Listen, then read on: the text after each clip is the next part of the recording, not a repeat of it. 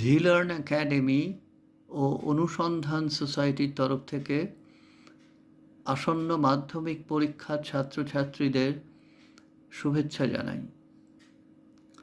ইংরেজি নিয়ে এখন আলোচনা।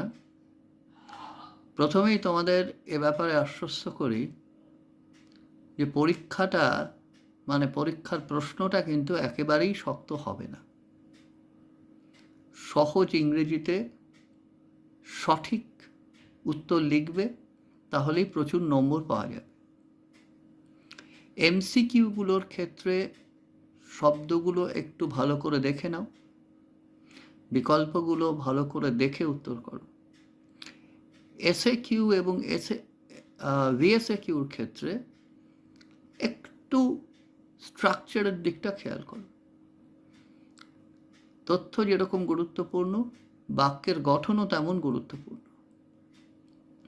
গ্রামারের ক্ষেত্রে ভয়েস চেঞ্জ, ন্যারেশন চেঞ্জ অনুশীলন করে আসবে, তৈরি হয়ে আসবে। কারেক্ট ফর্মস অফ ভার্বসটা পুরোটা না পড়ে উত্তর করবে না। ফ্রেজাল ভার্বে সঠিক ফর্মটা না দিলে পুরো নম্বর পাবে না। আনসিনের ক্ষেত্রে প্যাসেজ থেকে যে বাক্যগুলো তুলে তোমার সাপোর্টিং সেন্টেন্স হিসেবে দিতে হয়, সেগুলো সম্পর্কে একটু যত্ন করে লিখবে যাতে বাড়তি লেখা না হয়। আর রাইটিংয়ের ক্ষেত্রে নোটিশ, নিউজপেপার রিপোর্ট ইত্যাদি যাই আসুক না কেন, তার জন্য কিছু স্টক সেন্টেন্স তৈরি রাখবে। মুখস্থ করে কোনো বিষয় আসার দরকার নেই, লাইক এই নিয়ে নোটিশ আসবে বা ওই নিয়ে প্যারাগ্রাফ আসবে, তা নয়। কতগুলো বাক্য যেন বিভিন্ন রাইটিং স্কিলের জন্য তৈরি থাকে। এবং সব থেকে বড় কথা, যে লেখা হয়ে যাওয়ার পর রিভিশনটা যেন খুব ভালো করে হয়। তোমার ইংরেজির ভুল ভ্রান্তি যেখানে সাধারণত ঘটে, সেগুলো সম্পর্কে নিজেকে একটু সচেতন করো।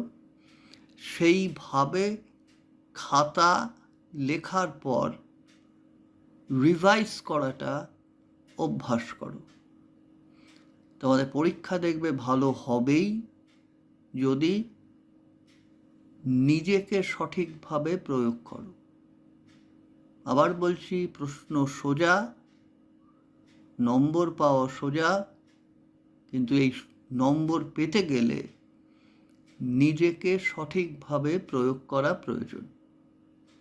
সবাই ভালো থেকো, ভালো করে পরীক্ষা দিও।